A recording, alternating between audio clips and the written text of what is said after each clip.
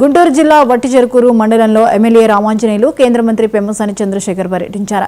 మండల పరిధిలోని పలు గ్రామాల్లో పర్యటించిన ఆయన అభివృద్ధి కార్యక్రమాలకు శంకుస్థాపన చేశారు. మండల పరిధిలో గ్రామ పెద్దలు, నాయకులు, ప్రజల ఆధ్వర్యంలో తీర్చిదిద్దుకున్న చెరువును చూసి చాలా ఆనందంగా ఉందని కేంద్ర మంత్రి అన్నారు. అందులో ఉన్న చెరువు మట్టిని తొలగించి ఊరి బాగు కోసం ఉపయోగించుకోవడం అనేది మరిన్ని గ్రామాలకు, మండలాలకు స్ఫూర్తి కలిగించే అంశమని తెలిపారు. 2019-24 మధ్యలో కేంద్ర ప్రభుత్వం మన రాష్ట్రానికి 14,000 కోట్ల రూపాయలను జల్ జీవన్ మిషన్ ద్వారా అందజేసిందని గుర్తు చేశారు.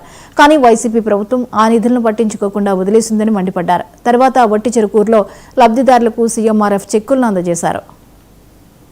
జనవరి ఆఖరిలోనో ఏదో ఒక రోజున ఆ పని కూడా మొదలు పెడతాం గుంటూరు ఛానల్ అని మీ అందరికీ తెలియజేస్తా ఉన్నాం.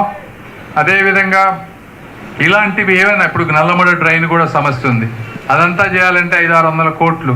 సో గ్రామాల్లో ఎక్కడ పోయినా రోడ్లు అడుగుతూ ఉన్నారు, డ్రైన్లు అడుగుతూ ఉన్నారు, ఇవన్నీ ఉన్నాయి.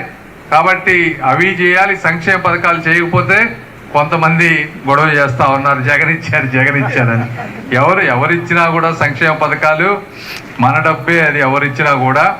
కాబట్టి ప్రజల్లో అవేర్నెస్ రావాలి, మీరందరూ కూడా తెలుసుకోవాలి అని మీ అందరికీ కోరుకుంటూ, నాకు వచ్చిన అవకాశం, మీరు అద్భుతమైన మెజారిటీతో ఎప్పుడు వచ్చినా కూడా ఆప్యాయత, ఆనందం చూపించారు.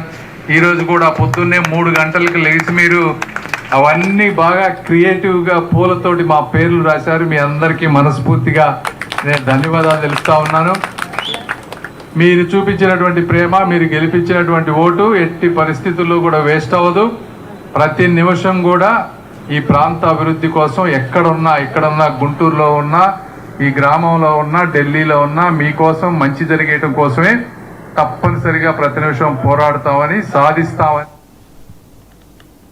హైదరాబాద్లో బీసీ సంఘ నేతలు ర్యాలీ నిర్వహించారు.